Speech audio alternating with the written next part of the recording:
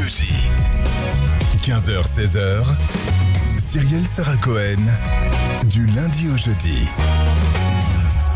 Bonjour à toutes et à tous et bienvenue sur Radio J. Ravi de vous retrouver pour une heure d'émission ensemble avec mon invité, journaliste, animateur de radio et de télévision, chroniqueur, visage phare des émissions Ciel Montmardi ou encore Coucou c'est nous aux côtés de Christophe de Chavannes, longtemps sur TF1.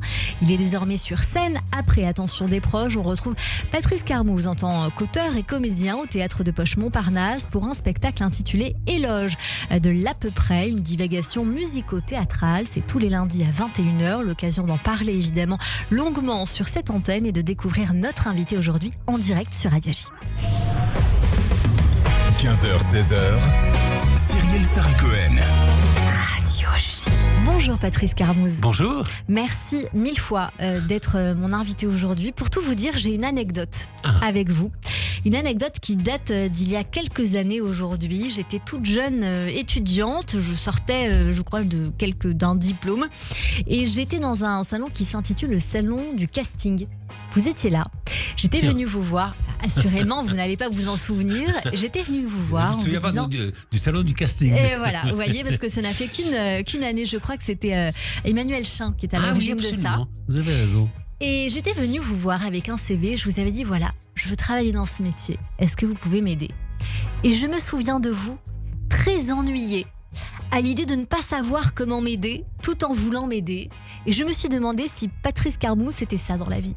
Ah oui, c'est de dire que c'est vrai que c'est toujours compliqué, hein. Ça doit vous arriver aussi aujourd'hui où des jeunes vous disent j'aimerais bien faire ce métier, qu'est-ce qu'il faut faire, et on est dans des métiers dans lesquels il n'y a pas de voie directe, enfin on fait les choses, il faut essayer. Moi je me souviens quand j'ai voulu commencer à devenir journaliste, et c'était il y a quelques années, on commençait à dire ah oui, vous savez, la presse commence à être en crise, c'est beaucoup plus compliqué. On dit toujours ça aujourd'hui. On dit toujours ça. Oui. Non, alors moi c'est vrai que j'essaye de dire à ceux qui ont vraiment envie, allez-y quoi, foncez, faites le maximum. Si c'est le but de votre vie, il faut y aller.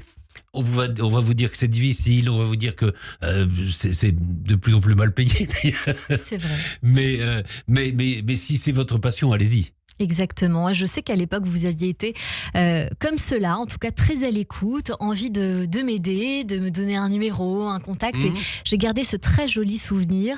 Cette émission, vous l'avez sans doute compris, alors c'est l'envie de savoir qui vous êtes aussi au-delà de ce que vous faites.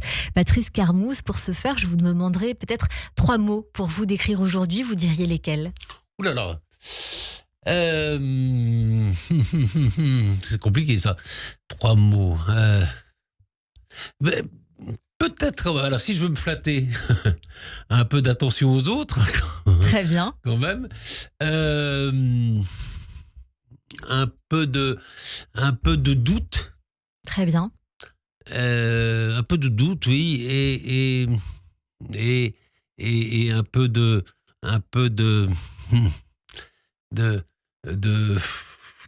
pas d'énervement, mais d'angoisse, peut-être devant le temps qui passe. Angoisse du temps qui passe. Eh bien, on va essayer de voir si ça colle avec vous tout du long de cette émission où l'on démarre par le début, toujours le début. Patrice Carmouze, vous êtes né un 26 octobre dans les années 50 à Toulouse, mais je crois que vous avez passé votre jeunesse à Limoges, vous allez le confirmer ou non. Quel genre d'enfance vous diriez que vous avez eu et dans quel cadre familial vous avez grandi ? Alors, un cadre familial de petite moyenne bourgeoisie, enfin avec oui, alors on parlait beaucoup de politique. On faisait beaucoup de politique. Mon père était engagé, ma mère aussi. Elle a été d'ailleurs au cabinet de Françoise Giroud. Elle était engagée dans le combat féministe. Très bien. Et voilà, allez, en même temps avec peut-être un peu d'ennui. Je crois que je me souviens bien, j'aimais pas beaucoup les dimanches, par exemple. Vous étiez fils unique ? Pardon ? Fils unique ? Non, j'ai un frère qui est plus âgé que moi, enfin qui a 7 ou 8 ans de plus que moi. Donc ça fait une grosse différence quand on est enfant. Donc oui, j'ai presque été un peu seul par moment. Quel genre de petit garçon vous étiez et quelle passion vous nourrissiez ? Alors j'étais assez dissipé, pour tout vous dire. Et je me souviens même que quand j'étais, je sais plus, en 5e ou en 4e, j'étais tellement dissipé que mes parents m'ont mis pendant les vacances, dans une sorte de boîte qui était tenue par des militaires. Wow. On se levait à 6h, ou 5h30 ou 6h du matin, on nous faisait courir pour essayer de Pour se laisser, dépenser voilà, cette dépenser énergie. notre énergie. Et là, moi j'étais petit encore, et il y avait des gens qui étaient à l'année de la même classe, qui avaient 4 ou 5 ans de plus que moi, donc vous voyez, qui étaient plutôt des jeunes gens un peu abandonnés par des familles visiblement assez riches, mais enfin, il se passait des choses assez difficiles, et j'ai vite compris que pour gagner l'estime des autres, il fallait savoir faire quelque chose qu'ils ne savaient pas faire. Alors j'étais meilleur que les autres au ping-pong, par exemple. Alors, tout le monde voulait jouer avec moi au ping-pong, et ça m'a absolument sauvé. Mais j'ai compris là, c'était assez marrant, parce qu'on a fini par cambrioler la maison du sous-directeur. C'est-à-dire que ça m'a fait penser, vous savez, aux prisons où on rentre pour des petites peines et on sort bien truand, beaucoup plus aguerri, quoi. Vous allez passer un bac, vous allez obtenir une licence de lettres et une maîtrise de droit, je crois savoir. À la petite trentaine, vous devenez journaliste et rédacteur en chef au Quotidien de Paris. Ce journal vous fait un point commun avec mon dernier invité, Georges-Marc Benamou. Bien sûr. Avec qui vous avez sans doute travaillé, collaboré. Non seulement on a travaillé, on était dans le même bureau. Et ben voilà, ça vous fait vraiment, pour le coup, un point plus que commun. Mais la personne qui, j'imagine, vous a le plus marqué, forcément, c'est Philippe Tesson. Bien sûr. Pourquoi ? Vous n'êtes pas le premier, très franchement, à me vouer tout cet amour. Claire Chazal, par exemple, est venue à votre place il y a quelques mois maintenant. Claire, on était tout à fait voisins. Enfin, Georges Marc, on était ensemble. Et j'ai vécu avec Georges Marc la création de Globe. Très bien. Philippe Tesson, c'est à la fois d'abord, vous savez ce qui exprime au fond l'intelligence française, c'était ça. Il y avait ça chez lui. La culture française. Il était très enraciné. C'est quelqu'un qui vient du Nord, qui était assez enraciné dans ce qui faisait le patrimoine, les valeurs de la France. En même temps, c'est un journaliste au bout des ongles, si je peux dire. C'est-à-dire que il mettait au-dessus de tout la liberté. Alors, cette c'est liberté, ça qui nous a appris. J'ai l'impression que vous allez la garder au cœur et au corps, parce qu'on va y venir dans un instant. On va parler de votre spectacle, l'éloge de l'à peu près. Mais dans ce spectacle, justement, vous parlez de cette liberté, de la liberté de la presse sur scène. Vous le racontez, et j'aimerais que vous nous parliez brièvement d'une anecdote qui est l'histoire de la mort de Marcel Dassault. Oui, ça c'est assez amusant, enfin, si je peux dire, bien que ça soit une mort. Il y avait des bruits de couloir qui disaient Marcel Dassault est en train de mourir. Et on savait qu'il était en effet assez malade. Et puis, le journaliste qui était en charge de l'aéronautique, qui connaissait donc toute l'entreprise Dassault, vérifie, il revient voir la rédaction en chef, il dit non, pas du tout, il n'est pas du tout en train de mourir. Mais il y a eu une hésitation, d'autant qu'il y avait un rédacteur en chef qui était très proche d'un homme politique, qui l'appelle, il ne tombe pas sur lui, mais sur sa femme, qui lui dit « Ah oui, mais il est parti, il doit y avoir quelque chose de grave. » Donc oui, tout ça fait que... Ça s'emballe. Voilà, ça s'emballe. Et le rédacteur en chef adjoint qui était en charge de l'édition du soir se dit « On va titrer, quoi, parce que si je titre pas... » ça sera une faute grave. Et puis, si je titre, après tout, peut-être que celui qui est au-dessus de moi va sauter et que je prendrai sa place. C'est ça. Alors, ça, c'est ce qui se passe. Et puis, il y a Philippe Tesson qui comme il était critique théâtral au Canard enchaîné, et donc, comme souvent, le soir, il allait au théâtre. À l'époque, on est dans les années 86, il n'y a pas de téléphone portable, donc on ne peut pas le prévenir. Et donc, il rentre chez lui relativement tard, m'a-t-il raconté plus tard. Et on se dit, sans savoir que son journal a titré sur la mort de Marcel Dassault.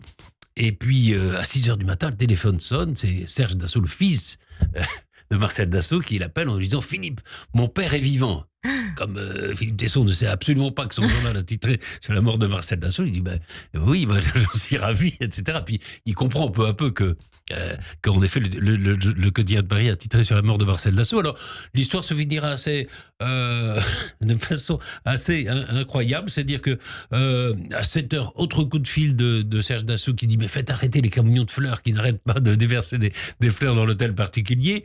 À 8h, Marcel Dassault est interviewé dans une radio. il dit « Je me porte mieux que le journal qui a annoncé ma mort ». Et puis, à 13h, je crois que c'est à Europe 1, il y a un face-à-face entre Marcel Dassault et Philippe Tesson. Et Marcel Dassault finit par sortir un carnet de chèques et faire un chèque pour le quotidien de Paris. C'était quand même un peu une autre époque. Il aussi. Rachète donc le quotidien de Non, Paris. il rachète ou pas. c'est Non, juste non, non, non. une façon humoristique de dire. Une façon humoristique pour dire, comme il avait dit, hein, je me porte mieux que le journal. 3 semaines plus tard, Marcel Dassault mourra. Et donc, vous voulez titrer, vous le dites dans votre spectacle, Marcel Dassault est encore mort. Mais pour le coup, c'est refusé, évidemment. Patrice Carmouze, on va vous découvrir juste après le quotidien de Paris à la télévision, pour la première fois dans Panique. Panique sur le 16 sur TF1. Absolument. C'est important de rappeler que c'était juste avant Ciel Montmardi. En quoi consistait cette émission-là à l'époque? C'était les débuts de Christophe de Chavannes à la télévision. Enfin, il avait fait déjà une émission, c'était encore mieux l'après-midi, je crois. Puis il avait changé, c'était sur France 2, puis il avait changé de sa chaîne, là c'était sur TF1. Ça s'appelait Panique sur le 16. C'était une émission d'accueil un peu l'après-midi. Et puis moi, alors il m'avait demandé de venir, comme on se connaissait en dehors de la télévision, il m'avait demandé de venir faire une chronique. Et j'ai fait une chronique comme ça, de choses, faits divers un peu amusants, une fois par semaine. C'était vraiment, oui, mais tout début à la télévision. Par la suite, vous devenez donc chroniqueur et rédacteur en chef de l'émission hebdomadaire Ciel Montmardi, présentée donc par Christophe de Chavannes, diffusée sur TF1. D'abord, j'ai envie de savoir comment vous arrivez là. Il y a Panique sur le 16 juste avant, mais comment TF1 vous ouvre les portes et comment ce duo naît? Alors, c'est né de manière assez particulière. C'est-à-dire qu'on avait réfléchi avec Christophe à une émission après la fin de Panique sur le 16 qui avait été arrêtée parce que ça marchotait, ça marchait pas si bien que ça. Et donc, il a proposé cette émission qui s'appelait Ciel Montmardi, l'idée c'était un débat. Il y avait eu la fin d'une grande émission, je perds la mémoire, enfin peu importe. On voulait faire un débat pour les gens d'une trentaine d'années, à peu près des débats pour les gens d'une trentaine d'années. Donc ce qui nous intéressait, c'était plutôt la vie de la société, etc. Cette émission a été créée. Au départ, moi j'étais juste de conseiller. Je pensais continuer très longtemps à la presse écrite. J'étais pas du tout attiré par la télévision. Et puis au bout de quelques mois, il m'a demandé de venir m'en occuper. Donc je me suis dit bon, je vais venir pendant 3 mois. Et en réalité, j'y suis resté beaucoup plus longtemps. Beaucoup plus longtemps que ça. L'émission dont je parlais, c'était l'émission de Polak qui venait d'arrêter, mais qui était. Alors nous, on voulait faire un peu une émission aussi de débat, mais peut-être pour une génération un peu plus jeune. C'était plus léger. J'en ai bien le souvenir là. C'était très agréable d'ailleurs. On rigolait. Il y a eu des sujets plus durs, c'est vrai aussi. C'est vrai. Vous allez alors animer une rubrique qui s'appelait le bloc-notes. On ne peut pas oublier vos démonstrations d'objets qui ne fonctionnaient jamais dans cette émission. Après, il y a eu cette émission Coucou c'est nous, toujours sur TF1, où vous êtes à la coprésentation avec De Chavannes, avec une batterie de chroniqueurs, dont bien sûr Sophie Favier qui nous a énormément marqué. Ce sont 2 émissions qui sont restées en réalité peu de temps à la télévision, mais qui nous ont énormément marqué. C'est-à-dire qu'en cumul, il doit y avoir 5 ans, 6 ans 5 ans pour Ciel et 2 ans... alors 2 ans avec une reprise un peu après pour Coucou. Voilà. Est-ce qu'à l'époque, vous disiez que vous étiez quand même dans une émission où, quand on en a le souvenir, c'était le tout est possible, la vraie liberté, tout pouvait se passer, l'humour était là, on pouvait tout dire, tout faire? Moi, j'avais été très marqué. Il y avait une émission qui était sur Europe, une émission de radio qui s'appelait, le titre m'avait toujours marqué, qui était Tout peut arriver. Oui. Et j'avais toujours envie, moi j'ai toujours eu envie dans les émissions de télévision d'avoir ce principe que tout puisse arriver. Le meilleur comme le pire. Le meilleur comme le pire. Est-ce que vous avez justement, Patrice Carmouze, des souvenirs du meilleur moment pour vous de ces 2 émissions qu'on a du mal à dissocier? Parce que la période, c'est quand même, en tout cas moi, dans mon univers de jeune fille, parce que j'étais très fervente admiratrice de ces 2 émissions. Et le meilleur et le pire que vous avez vécu dans ces 2 émissions? L'une des meilleures, c'est peut-être, alors c'est assez connu, on l'a revu, c'est peut-être la 100e de Ciel Montmardi, qui est une fausse émission. Ouais. Moi, je rêvais depuis toujours de faire des fausses émissions, et il se trouve que la 100e nous a permis de réaliser ça. Alors, c'était vraiment sur le fil de rasoir, parce que si des gens avaient reconnu, c'était des acteurs de la Ligue française des improvisations, si des gens les avaient reconnus, c'était fichu. Et alors, donc, c'était vraiment sur le fil de rasoir, et ça a été un tel succès, et en en plus, on en a pris plein la figure. C'est-à-dire que moi, j'étais en régie pendant ce moment-là. Et à un moment, je me souviens qu'il y a un journaliste de télévision qui a appelé la régie, on me l'a passé, et il m'a dit, j'ai reconnu dans les participants, il y a un acteur, vous êtes mort. Ouais. Alors je lui dis, écoutez, faites comme vous voulez, mais attendez peut-être la fin de l'émission. Parce que vous étiez rédacteur en chef à l'époque absolument. Aussi, il faut bien sûr s'en souvenir. À l'époque, Patrice Carmouze, vous aviez publié un roman qui s'intitulait L'homme décalé chez Anne Carrère. Vous allez comprendre pourquoi je vous amène là. On est en 93. Ça n'a rien à voir avec, comme on pourrait le penser, une autobiographie. Non. Mais comme le titre est un petit peu intéressant pour moi, l'occasion de vous demander si vous vous êtes souvent senti en décalage entre l'homme que vous êtes et l'homme de télévision que vous étiez à l'époque. Oui et non, j'allais dire oui, parce que d'abord, comme je vous disais, moi j'avais jamais rêvé, par exemple, de devenir entre guillemets un homme de télévision, une vedette de télévision, comme on disait. C'était pas le but de ma vie. Moi, je préférais l'écrit, etc. Mais donc il y avait déjà certains décalages. En plus, moi, je suis quelqu'un plutôt pudique et timide, et donc c'était un effort pour moi d'aller à la télévision. Et je me souviens que parfois, dans le début, quand on était à Ciel-Montmardi, au Bloc Dot, j'étais avec d'autres, on était dans les couloirs, on se disait, mais qu'est-ce qu'on est con d'avoir accepté de faire ça. Et puis, donc il y avait ce décalage, et puis le décalage, évidemment, dans l'image. Alors ça, je m'en suis aperçu qu'après. C'est-à-dire que je n'avais pas du tout perçu, au début où je faisais de la télévision, le poids que pouvait avoir l'image sur l'ensemble des téléspectateurs. Alors, c'est vrai que moi, j'ai gardé l'image, voilà, de quelqu'un de maladroit qui rate tout ce qu'il fait, etc. Je faisais aussi d'autres choses, c'est-à-dire, moi, je faisais des éditos dans la presse écrite et j'ai toujours continué à le faire. Et j'avais demandé à un moment aux journaux, mais est-ce que peut-être que ça vous gêne parce qu'il y a cette image. Et ce qui est assez amusant, c'est que les gens ont toujours fait, la distinction. Et ça, il faut vous connaître, Patrice Carmouze, pour le savoir. Parce que quand on vous voit à la télévision, qu'on ne vous connaît pas, on ne peut pas se douter forcément que derrière votre personnage, votre personnalité, justement, est plus pointilleuse que cela. Parce qu'on vous a vu, bien évidemment, toujours en arrière-plan à un moment donné. Vous avez fait la rédaction en chef, notamment pour Thierry Ardisson, dans une émission qui était Rive droite, Rive gauche, sur Paris Première, aussi, à l'antenne aussi. Ouais. Mais dans d'autres émissions, vous avez été à la rédaction en chef, je crois, sur Canal+, également, dans le journal des bonnes nouvelles. Vous avez travaillé toujours dans le groupe TF1 avec Christophe de Chavannes, où vous avez vous êtes venu avec La Ferme Célébrité. Est-ce que vous vous dites aujourd'hui que cette amitié, ce temps-là, c'était la belle époque et qu'aujourd'hui, le temps est différent ?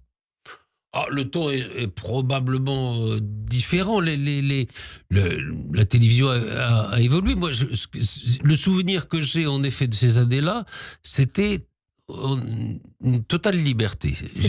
On s'est fait engueuler de temps en temps, mais on se faisait engueuler a posteriori.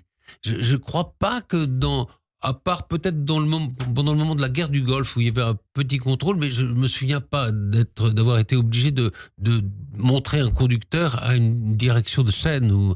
Alors, ça a beaucoup changé aujourd'hui. Je crois qu'il y a une administration qui s'est mise en place dans les chaînes. Donc, il faut convaincre pas seulement une personne ou deux, mais une dizaine de personnes. Il y a toujours quelqu'un qui dit « Ouh là là, mais ça c'est dangereux », ou les gens ne vont pas comprendre, ou etc. Et donc, c'est vrai que c'est un peu différent. C'est vrai que il faut faire aujourd'hui aussi beaucoup le buzz. Alors peut-être qu'on le faisait sans le vouloir, mais il n'y avait pas de recherche de ça. Est-ce que c'est ce qui fait qu'aujourd'hui, Patrice Carmouze, vous vous êtes dirigé vers des chaînes de télévision plus locales ? Parce que je sais que vous êtes, je crois, encore en poste en tant que directeur de l'information. Un peu moins. Non, je suis plus. J'ai arrêté depuis janvier. C'est tout récent. Directeur de l'information de la chaîne de télévision TV78, qui est une chaîne locale des Yvelines. Est-ce que c'est pour ça que vous vous êtes dirigé vers des chaînes qui ont moins pignon sur rue, je dirais ? Alors, j'ai commencé en effet à m'intéresser aux chaînes de la TNT régionale dans les années 2007-2008. Ça a commencé là.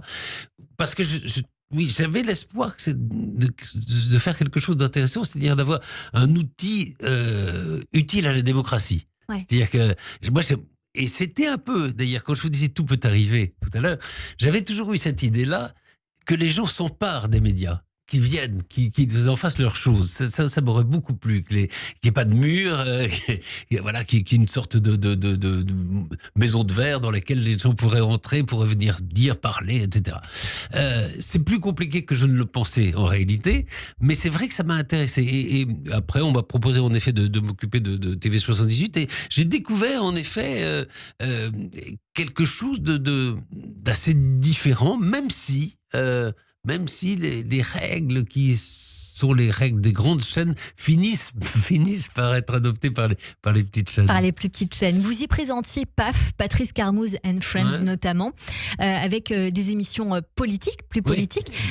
Puisqu'on parle de politique, c'est un petit peu la passerelle parce que aujourd'hui vous êtes sur scène au théâtre de Poche-Montparnasse pour un spectacle intitulé Éloge de l'à peu près. On peut dire que c'est une divagation musico-théâtrale, on va expliquer, que vous avez écrite, interprétée par vous, mise en scène par Pierre Valls, c'est tous les lundis à 21h. Pourquoi d'abord vous vous êtes intéressé à cet à peu près ? Alors, c'est un mot qui m'intéresse. D'abord parce que un peu dans ma carrière, j'ai fait beaucoup d'à peu près comme ça. Mais c'est un mot qui m'intéresse parce que je me suis rendu compte qu'au fond, aujourd'hui, et notamment dans les chaînes d'information continue, on est beaucoup dans l'à peu près. C'est-à-dire qu'il y a beaucoup de gens qui parlent avec conviction, avec force, de choses qu'ils connaissent un peu, ou parfois pas du tout, mais ils y vont. Donc, je trouve qu'on est un peu dans cette société de l'à peu près, et j'ai voulu un peu creuser ça. Alors, ça s'appelle l'éloge de l'à peu près. Ça aurait pu s'appeler aussi éloge du doute. Parce que c'est ça, au fond, que je voudrais faire passer, qu'on devrait un peu, de temps en temps, douter plutôt que d'avoir des certitudes. Des certitudes. Votre titre, Éloge de l'à peu près, on l'a bien compris, est une ironie. Et votre définition de l'à peu près prend aussi tout son sens, à mon humble avis, quand on regarde la télévision. Vous dites notamment ceci, quand on confond le savoir et l'opinion, on n'est plus dans l'à peu près, on est carrément dans la merde. Qu'est-ce qui vous insurge vraiment, Patrice Carmouze ? Là, je prends cet exemple, alors qu'il avait été celui c'était pendant la crise du Covid. On avait fait un sondage pour demander aux gens, un sondage d'opinion pour demander aux gens, est-ce que vous pensez que l'hydroxychloroquine, qui était le médicament, qui était conseillé par Didier Raoult, du professeur Raoult, est-ce que vous pensez que l'hydroxychloroquine est efficace contre le virus du Covid ? Et on est quand même, alors là, de la folie complète. C'est pas pourquoi un sondage va décider si un médicament est utile ou pas. C'est l'absurdité totale. Et là, c'est bien la confusion entre l'opinion et le savoir. Et je trouve qu'aujourd'hui, quand vous regardez les débats, parce que c'est vrai qu'on est dans un monde où tout fait débat. Tout fait débat. Il y a plus même des choses qui sont réelles, elles sont remises en cause. Il y a eu beaucoup d'études là-dessus sur la post-vérité, etc. Mais c'est vrai que on peut tout remettre en cause, même l'absolu. Donc à partir de ce moment-là, c'est vrai que c'est l'opinion qui détermine, qui passe au-dessus du savoir, et ça me paraît assez grave. Patrice Carmouze, on continue à parler avec vous dans un instant de ce spectacle musico-théâtral avec une bande-annonce Éloge de l'à peu près tous les lundis à 21h. C'est au Poche-Montparnasse. Dans un instant, mes chroniqueurs nous rejoignent également pour la chronique théâtre avec Christophe Barbier, le billet du jour d'Annabelle Guiraud et le portrait, notre invité dans les yeux de Joseph Agostini. Mais tout de suite, c'est le rappel des titres, toujours sur Radio J.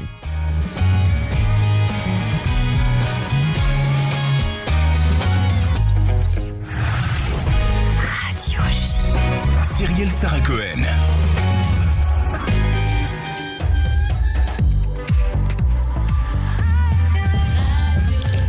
15h30 sur Radio J, bonjour et bienvenue. Tout de suite, le rappel des titres avec Etanit Belaïch.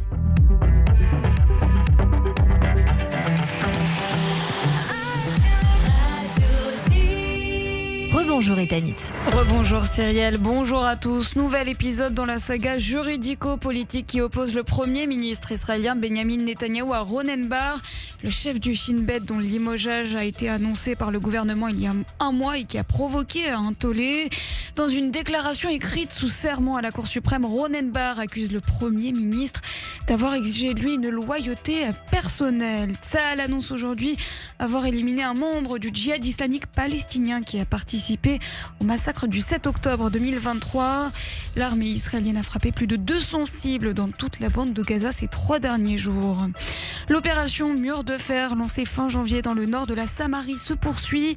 20 suspects ont été arrêtés dans la nuit, dont 6 individus accusés de jet de pierre contre les forces israéliennes. Les réactions en France et à l'international pleuvent après l'annonce de la mort du pape François. Le souverain pontife s'est éteint ce matin à l'âge de 88 ans. Les cloches de la cathédrale Notre-Dame de Paris ont sonné 88 coups pour lui rendre hommage. En France, toujours, des agents pénitentiaires et des centres de détention ont de nouveau été pris pour cible la nuit dernière, selon le ministre de la Justice, Gérald Darmanin. Le parquet national antiterroriste s'est saisi des faits en Isère. Pour rappel, il y a une semaine, de premiers incidents ont éclaté contre des centres pénitentiaires, notamment dans le Var. Enfin, Emmanuel Macron est en déplacement à Mayotte. Dans le département le plus pauvre de France, la reconstruction se fait attendre 4 mois après le passage du cyclone dévastateur Chido, et la pression migratoire reste un défi majeur. Le président est sur place avec un projet de loi pour la refondation de l'archipel. Et merci beaucoup Ethanit Belaïch. On vous retrouve à 16h pour le journal complet. Tout de suite une courte pause et c'est la suite de notre émission avec Patrice Carmouze et mes chroniqueurs sur Radio J. Radio J. Radio J. Tous les lundis, 21h-22h. Classico. Salut, c'est Steve Nadja. Retrouvez-moi ce soir à 21h pour Classico, l'émission foot de Radio J. Daniel Riolo, Julien Cazard, Jimmy Algerino, Pascal Olmeta, Grégory Schneider. Ils sont déjà venus à Classico. On vous y attend, soyez prêts. Coup d'envoi ce soir, 21h sur Radio J. Radio J. Et si votre impôt sur la fortune immobilière vous permettait de sauver des vies ? En soutenant le Magen David Adom, vous contribuez au financement d'ambulances, de matériel de secours et à la formation des équipes médicales sur le terrain. Votre don est déductible à 75% de votre impôt IFI. Agissez dès maintenant sur mda-france.org. Votre hebdomadaire Actualité Juive se réinvente. Il s'appelle désormais ActuJ. Un hebdomadaire généraliste avec un regard juif, un esprit de pluralisme en France et en Israël pour porter encore plus haut la voix de la communauté juive et d'Israël. Les années qui viennent seront difficiles et décisives. ActuJ sera là, à vos côtés, indéfectible et déterminé. Soyez vous aussi aux côtés d'ActuJ. Soutenez une presse juive et indépendante. Profitez jusqu'au 30 avril de l'offre abonnement annuel à 80 € et seulement 55 € en digital. ActuJ.com. ActuJ.com. Radio J. Radio J. 15h-16h. Cyrielle Sarah Cohen. Du lundi au jeudi. De retour sur l'antenne de Radio J. Merci de passer votre après-midi avec nous jusqu'à 16h avec mon invité aujourd'hui, Patrice Carmouze, pour son spectacle Éloge de l'à peu près, tous les lundis à 21h au Théâtre de Poche Montparnasse. On en parlait, on va écouter un petit extrait avec la bande-annonce. L'à peu près et l'imposture progressent de façon incroyable. Le scientifique, en gros, est perclus de doute, alors que le con... Pardon, ça tombe toujours sur moi. Le con est bourré de certitude. Vieni con me. Entra in questa moraviglia. Non perdete per niente al mondo. Les escrocs, ce sont ceux qui savent. Ils ne savent pas, mais qui font semblant de savoir. Et les cons, ce sont ceux qui ne savent pas, mais qui font comme s'ils savaient parce qu'ils croient savoir. Tu as trouvé hier soir, derrière la porte au bois, avec une passoire, se donnant de la joie. Contre le doute, hélas, je n'ai pas de refuge. En quelle main me suis-je mis? Et comment me juger? Car lorsque je me juge,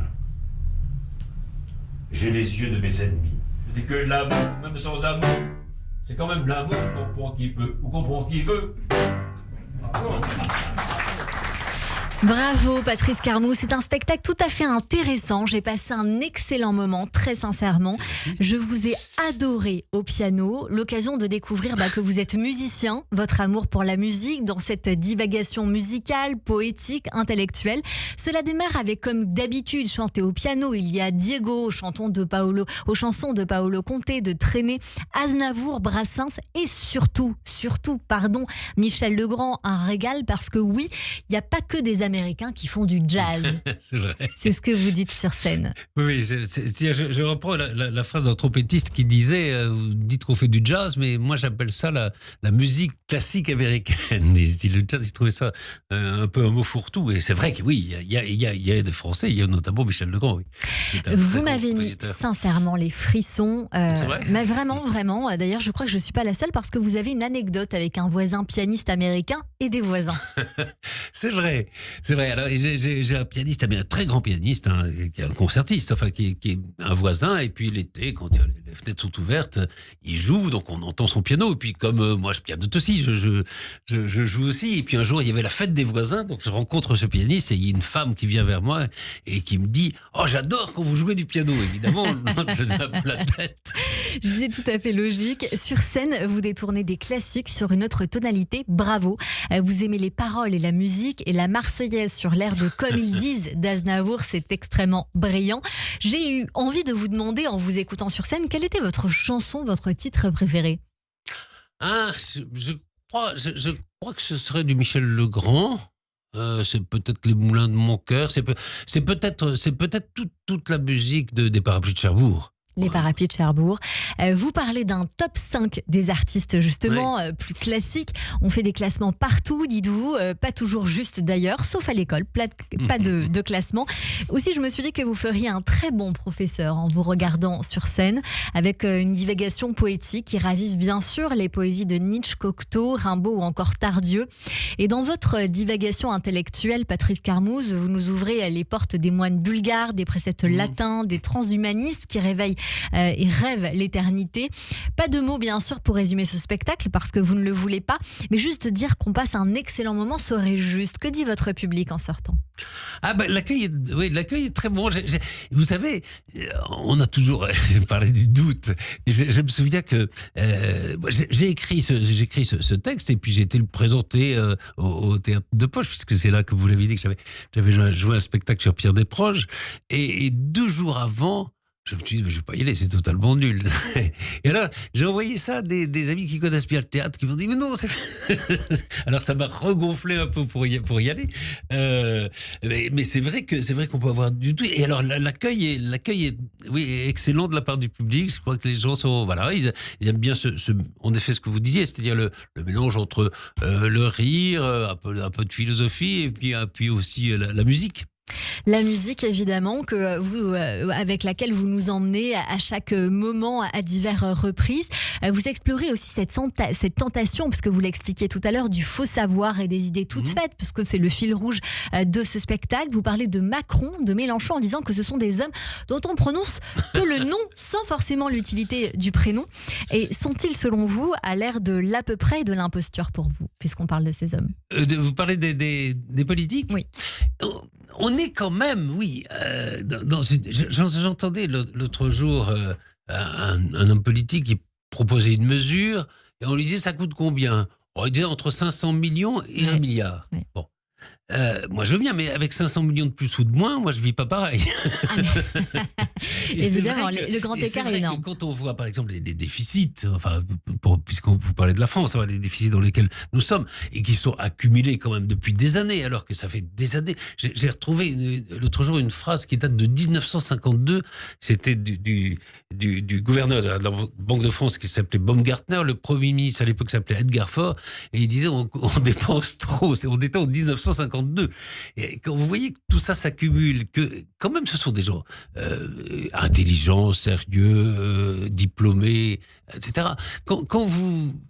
Parfois, je me demande... Par exemple, quand j'ai la proposition de Laurent Wauquiez, qu'on a entendu, Laurent Wauquiez, major de l'agrégation d'histoire, normalien, énarque, sorti d'un pote de l'ENA, parfois, quand on entend des propositions, on se dit, mais est-ce que l'éducation nationale est aussi bien que ce qu'on dit? Vous voyez ce que je veux dire? Oui. Non, c'est vrai que j'ai eu un doute à un moment. Ça me rappelle quelque chose. C'est vrai que quand on faisait, par exemple, vous parliez de La Ferme, qui était une émission un peu bête, il faut dire ce qui est, mais qui était divertissante. Et je me disais, au fond, est-ce que les gens les plus sérieux nous ont amené des choses formidables? Et je n'en suis pas tout à fait sûr. Pour donner un petit exemple, dans cette émission-là, il y avait Omar Harfouch. Oui. Si vous vous en souvenez bien, Omar Harfouch, aujourd'hui... Je crois que... Pardon, mais c'était pas l'année que je l'ai présentée, celle-là. Moi, dans je l'ai cette présentée 2 émission, ans. je sais bien, mais dans cette émission, en tout cas, il y avait Omar Harfouch. Et quand on regarde l'émission à l'époque avec Omar Harfouch, aujourd'hui, on voit ce qu'il est devenu. C'est incroyable. Il prône la paix. Il est pianiste. Absolument. Pour le coup. Il joue dans tous les 4 coins du monde, et notamment en France, il n'y a pas si longtemps, avec un événement où il y avait le tout Paris.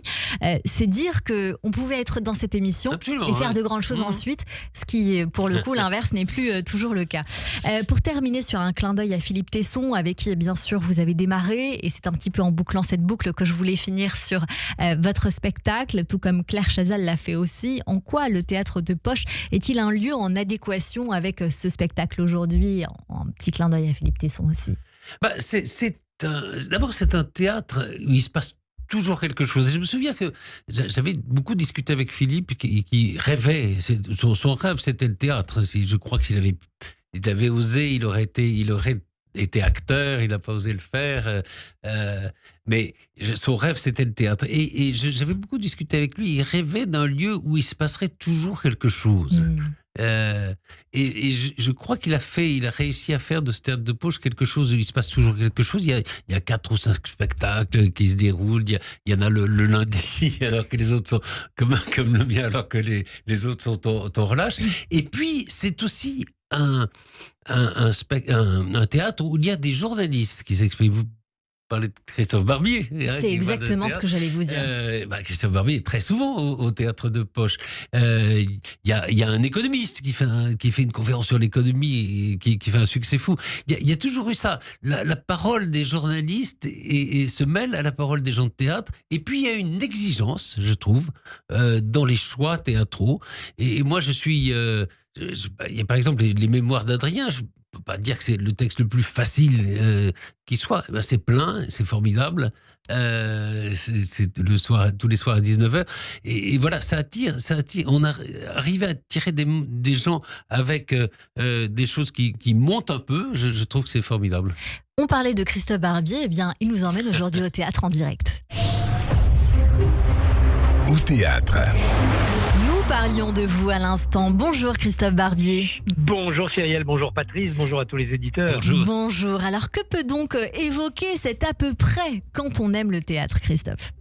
Eh ben, ce n'est pas facile. Pas facile de parler avec précision de quelqu'un qui fait l'éloge de l'à peu près. Pas facile de rattacher à l'histoire du théâtre un spectacle qui picore à droite à gauche, danse d'un pied sur l'autre et ne veut surtout pas choisir un camp. Et pourtant, je vais essayer quand même. Dans leur définition de l'à peu près, Patrice Carmouze et son complice Kervial m'ont glissé une piste. Qu'est-ce que l'à peu près ? Sinon, cette conviction grandement partagée de savoir ce qu'on ne sait pas. En écrivant cela en exergue de leur spectacle, ça y est, ils nous donnent un indice. Tout de suite, ici, c'est la figure de Eugène Labiche qui s'est imposée à moi. Labiche, le peintre des petits bourgeois, sûrs d'eux-mêmes, des faux érudits qui se rengorgent et ne font éclater en fait que leurs bêtises, mais également de cette France parfois un peu molle, mais parfois humaine, trop humaine, comme aurait dit Nietzsche. Il y a bien sûr des Bouvard et Pécuchet chez les héros de l'à peu près, mais il y a aussi de braves républicains et parfois même des rêveurs, des poètes, des sous-préfets au chant.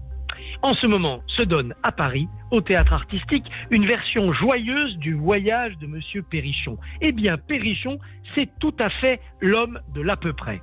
Il sait à peu près à quelle heure part le train, il sait à peu près à quel endroit se trouve Chamonix, il sait à peu près comment on traverse une crevasse, il sait à peu près l'orthographe quand il écrit un mot dans le livre d'or du refuge. Et de fait, il invente une forme très comique de vanité.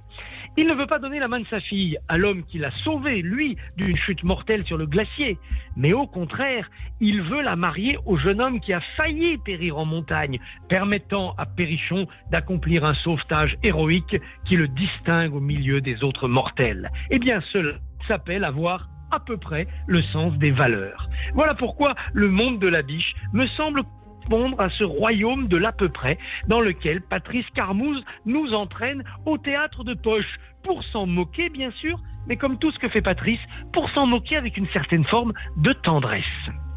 Merci beaucoup Christophe Barbier. Bon courage pour aujourd'hui. Vous aurez l'occasion d'intervenir. Journée chargée. Oui, à la télévision sur la disparition du pape François. Merci beaucoup et à demain bien sûr sur Radio J exceptionnellement. Merci beaucoup. Allez tout de suite, c'est le billet du jour avec Annabelle Guiraud. Le billet du jour. Bonjour Annabelle. Bonjour Cyrielle, bonjour Patrice. Bonjour. Dans cette chronique, c'est l'actualité qui nous accompagne. Allez, c'est parti. Patrice, vous êtes journaliste et animateur de radio, télé. On se souvient notamment de vos chroniques inimitables et mémorables de JO trouve tout, ça marche jamais, dans les émissions Ciel mon mardi et Coucou c'est nous. Aujourd'hui, on vous retrouve seul en scène avec un spectacle savoureux intitulé Éloge de l'à peu près. Voilà un sujet qui s'inscrit totalement dans l'actualité de notre monde et donc de ma chronique. C'est vrai ça. Il y avait le bar PMU du coin pour faire, défaire, refaire le monde, hein, il n'y a pas si longtemps. Et puis maintenant, il y a les réseaux sociaux comme Instagram, TikTok, Facebook, X, des plateformes qui génèrent beaucoup de commentaires. Il y a les commentaires raisonnés avec de l'argumentaire, il y a ceux qui écrivent comme ils parlent, il y a les râleurs, beaucoup de râleurs, et de nombreux faux profils. Tout est fait pour alimenter et amplifier la machine à fake news. Et puis sur ces réseaux, on y trouve aussi des nouveaux gourous, les gourous de 2025. Vous savez, les influenceurs. Ces femmes et ces hommes qui ont tout vu, tout vécu et qui influencent les plus influençables. En quelques années, la prise de parole en public a changé. On n'a jamais vu autant de personnes qui osent s'exprimer en public. Une mutation permise grâce aux réseaux sociaux. Avec les réseaux sociaux, les barrières sautent. Pas la peine d'être soi. C'est peut-être bien là la réussite de ces médias. Pour un certain nombre de personnes qui alimentent ces réseaux, c'est le seul moyen d'exister. Exister à travers un personnage virtuel qui peut être idéal, comme il peut être odieux, discriminant, brouteur. Tout est possible. J'ai parlé d'expression sur les réseaux. Il y a aussi les chaînes d'infos en continu qui ont besoin de contenu inattendu en continu. Ce qui marche bien en ce moment, c'est le Talk Info Show, avec un journaliste entouré d'un panel d'orateurs qui échangent avec véhémence et passion sur des sujets d'actualité qu'ils ne maîtrisent pas forcément. En fait, on n'a jamais eu autant de personnes qui donnent leur avis sur tout et sans connaître ce dont elles parlent. Et ça me fait penser à une phrase que vous avez dit récemment, cher Patrice. J'ai un peu peur que l'ultra-crépidarianisme domine malheureusement pendant quelques années. Ah, l'ultra-crépidarianisme, qui consiste à s'exprimer hors de son domaine de compétence. Voilà un terme savant et compliqué à dire, hein ? Ultra-crépidarianisme. Beaucoup d'entre nous ont entendu ce mot au moment de la pandémie de Covid-19. C'est à ce moment-là qu'Étienne Klein, célèbre physicien et philosophe des sciences, a replacé ce mot sous le feu des projecteurs. Rappelez-vous, toutes ces personnes non spécialistes, beaucoup de messieurs, invités sur les plateaux télé et radio, qui venaient commenter avec assurance, livrer leurs opinions et injonctions sur la situation de la crise sanitaire. Et tout ça sous un couvert de... Je suis pas médecin, mais je pense que c'est ça l'ultra-crépidarianisme. Cette faculté qu'ont certaines personnes à parler de choses qu'elles ne connaissent pas devant les médias et souvent en commençant par se dédouaner qu'elles ne sont pas spécialistes. Et cette tendance à l'ultra-crépidarianisme, et c'est la dernière fois que je vais le prononcer, est toujours d'actualité. À tel point qu'on pourrait penser que c'est devenu une discipline. Oui, il faut à tout prix faire sa performance médiatique, commenter. Tout de suite, même quand on n'a rien à dire. Il faut briller dans l'instant. Il faut être au taquet, être in, à défaut d'être out, passé, dépassé et trépassé dans les nimbes de l'algorithme. Et si on parlait de ça justement, de cette drôle de société où la vraie performance, ce n'est plus de réussir, mais être convaincu de savoir tout sur tout et d'être convaincu que l'on peut tout dire, tout écrire au nom de la libre expression. Et si on prenait un peu de recul, on fait un pas de côté. On est là, on observe, on réfléchit avant de s'exprimer. Ce n'est pas honteux de ne pas savoir, de ne rien avoir à penser, à dire dans l'instant. Penser dans sa tête, c'est bien aussi. Et si on réapprenait à communiquer entre nous ? Et si on prenait un peu de temps avant de s'exprimer ? Savoir écouter, hésiter, parler vrai sans blesser, se tromper, reconnaître qu'on s'est trompé, rire sans méchanceté, sans se moquer. Ah, si seulement le respect pouvait redevenir à la mode. Et contribuer à cette mode, ça passe aussi par venir vous voir au Théâtre Poche Montparnasse pour l'éloge de l'à peu près. Et en attendant, cher Patrice, je vous propose que l'on se quitte en musique avec une chanson en guise de clin d'œil. C'est une chanson avec un interprète qui joue du piano, comme vous. C'est une chanson connue et reconnue pour mettre de la bonne humeur, comme vous. Et cette chanson, c'est Don't Stop Me Now du groupe Queen. Musique. Quelle chronique décapante à chaque fois avec vous, Annabelle Guiraud. Merci beaucoup. On se dit à demain exceptionnellement. À demain exceptionnellement. Vous êtes ravis, je sais. On va pas dire tout de suite. J'allais à dire ultra crépidarianisme parce que On l'a bien entendu. Mais vous avez. Pardon, bien sûr. Vous avez tout à fait raison sur la liberté d'expression. C'est vrai que c'est devenu un must absolu. Au nom de la liberté d'expression, mais est-ce qu'au nom de la liberté d'expression, une connerie, quelque chose d'intelligent, on pourrait quand même se poser la question. Et il y a beaucoup. Le terrain est très. Au nom de la liberté d'expression, oui, on nous dit oui, mais on a le droit de. Non. Et il y a un très bon livre qui est paru il y a pas très longtemps sur le sujet, la liberté d'expression. Merci beaucoup, Annabelle Guiraud. On parle de liberté d'expression. On va encore s'exprimer avec quelques citations tout de suite sur Radio J. L'introspection. Patrice Carmouze, Oscar Wilde a dit « Parfois, nous pouvons passer des années sans vivre du tout et tout à coup, notre vie entière est concentrée dans un seul instant. » Essayons de faire cela maintenant avec quelques petites phrases certes bateau pour recueillir un sentiment, une anecdote, au mieux une émotion. La première, il y a beaucoup de gens qui meurent trop tard et très peu de gens qui meurent trop tôt. Oui, c'est une phrase de Nietzsche, ça. Vous la citez dans votre spectacle. Que je cite, on peut la contester. Bien je pense sûr. que dans l'ensemble, on a tous l'impression de mourir un peu trop tôt quand même. Mais peut-être qu'il faut aussi accepter. Alors justement, je parle des transhumanistes, mais peut-être qu'il faudrait aussi accepter la mort. Bien sûr, le fait de pouvoir se dire que on a fait son temps et que c'est très bien comme ça et que la suite prend le pas, bien sûr. Est-ce que vous pensez qu'on a tort d'avoir raison trop tôt, Patrice Carmouze? Alors, c'était le titre d'un livre d'Edgar Faure, justement, dont je parlais tout à l'heure. Oui, alors, je crois. Pourquoi? Je crois que malheureusement, il faut que, quand on dit quelque chose, il faut que ça corresponde à l'état de la société. Et ceux qui ont raison trop tôt, quand on avait, même sur des inventions, le Minitel, c'était formidable, mais c'est arrivé un peu tôt par rapport à l'ordinateur portable et ça a été balayé complètement. Donc, c'est vrai que même intellectuellement, je pense que malheureusement, ceux qui sont trop précurseurs, ils sont inaudibles. Est-ce que le savoir, pour vous, c'est le pouvoir? Alors là, c'est Foucault plutôt. Mais oui, enfin, ça l'a été en tout cas. Et Foucault le montre très bien dans ses livres. Mais ça l'a été. Je crois qu'aujourd'hui, ça l'est moins. On parlait tout à l'heure des post-vérités. Et c'est vrai qu'on a l'exemple un peu partout de gens qui disent totalement n'importe quoi et c'est pris pour argent comptant. Donc, et souvent au pouvoir. On a la preuve, en effet, que les gens qui conquérissent le pouvoir, qui conquièrent le pouvoir, ne sont pas forcément des gens qui ont le savoir. Après, il faut réfléchir, c'est peut-être pas si mal, parce que si on cumule le savoir et le pouvoir, ça risque de devenir extrêmement dangereux aussi. Est-ce que cette citation vous parle? Fais de ta vie un rêve et d'un rêve une réalité. Ah, c'est beau, en tout cas. C'est Antoine de Saint-Exupéry. Oui, mais c'est très beau. Alors, est-ce qu'il faut faire de sa vie un rêve? Il faut essayer, peut-être, mais la réalité est belle aussi. Il n'y a pas que le rêve qui est beau. Tout de suite, c'est votre portrait sur Radio J. Le portrait psychologique. Radio J. Radio J. Comme toujours, à la fin de cette émission, on a pour habitude de débriefer ces minutes passées ensemble. Et c'est donc votre portrait dans le regard de Joseph Agostini. Bonjour Joseph. Bonjour Cyrielle, bonjour Patrice. Bonjour. Alors quel flegme quand même, quelle mise à distance, quelle conscience mi-grave, mi-amusée de ce monde carnavalesque entre un pugilat endiablé le mardi soir et un combat de catch ou de coq en quotidienne. Attention, doute, angoisse. Vraiment, ne seriez-vous pas, Patrice Carmouze, un parfait homme de télévision ? Parce que ce sont 3 maîtres mots. Je me suis demandé, en vous écoutant d'ailleurs, si un homme de télévision ne devait pas être, au fond, un homme de presse écrite déguisé pour exceller dans la rédaction en chef des magazines. Il fallait forcément en passer par la presse écrite.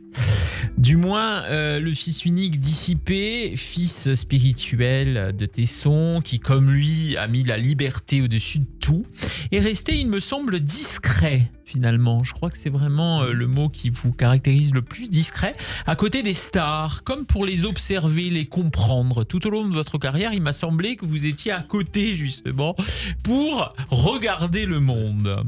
Éloge de l'à peu près, peut-être, mais aussi et surtout en ce qui vous concerne, éloge de la curiosité intellectuelle. Je me trompe ? Non, vous avez raison. Vous avez raison sur tous les points d'ailleurs. Alors, tout peut arriver est l'une de vos expressions fétiches. Pour notre génération et celle de Cyrielle, vous incarnez le cocktail d'expériences télévisuelles où, et je ne pastiche pas Pascal Brognaud du temps où elle pensait pour Morandini, tout était possible. Ouais, oui, il y avait cette émission-là, oui, qui n'était pas la meilleure. Hein.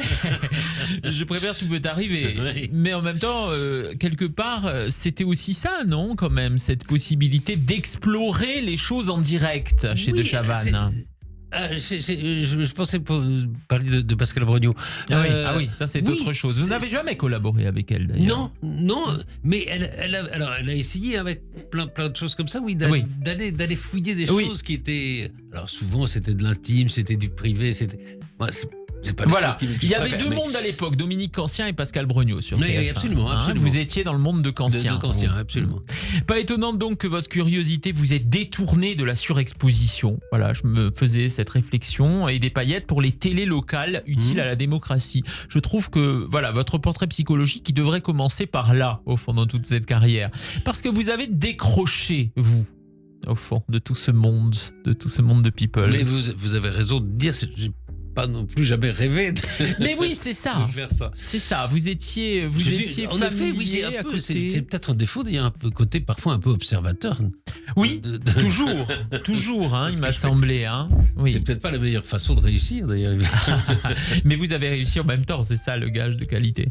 Alors les gens les plus sérieux nous ont-ils donné des choses formidables ? J'ai trouvé ça très joli et j'ai pensé à Tout le monde n'a pas eu la chance d'avoir des parents communistes. Absolument, ça fait un peu la même chose. Patrice Carmouze, après le théâtre de poche, n'allez-vous pas finir scénariste pour le grand écran au fond ? Ça, là, j'achèverais vraiment le portrait psychologique de l'invité, Cyrielle. Je crois que c'est très dur, très dur. J'ai fait des scénarios pour la télévision. J'avais commencé à faire des scénarios pour la télévision. Je savais ça. Mais ça s'est pas fait parce que j'ai justement discuté. J'avais justement discuté avec des scénaristes de cinéma. Ah oui. J'ai dit non, il faut pas travailler pour la télévision, c'est trop compliqué. C'est trop compliqué, mais ça m'a fait penser. C'est ce que vous disiez tout à l'heure. Peut-être que vous disiez tout à l'heure, il faut passer par une dizaine de personnes avant d'avoir une réponse. Et encore, c'est pas sûr. Alors j'espère, Patrice, que vous mourrez très tard, même si, comme le dit Balzac dans La peau de chagrin, vouloir nous tue et pouvoir nous dévore. Merci beaucoup, Joseph Agostini, notre psychanalyste que l'on retrouve tous les lundis sur Radio J, tous les dimanches depuis cette année sur RTL dans Parlons-nous de 23h à 1h. Et on se donne rendez-vous demain, bien sûr. Absolument. Allez, à demain. Radio J. Cyrielle Sarah Cohen.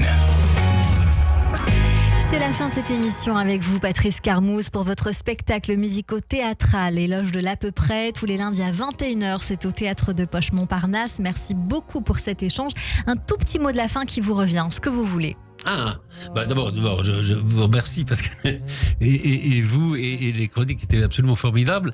Voilà, non, qu'est-ce que il n'y a pas de mot de la. Le mot de la fin, c'est quoi ? Merci. C'est de la mort, non ? On peut dire merci en mourant aussi. Merci mille fois, Patrice Carmouze. Merci beaucoup. On vient vous voir au Théâtre de Poche, à la réalisation audio et vidéo Alan Lucas. Aujourd'hui, rendez-vous demain dès 15h avec Sheila pour son nouvel album À l'avenir et sa tournée 8.0. On l'attend depuis si longtemps. Allez, à très vite sur Radio J. À demain, bien sûr.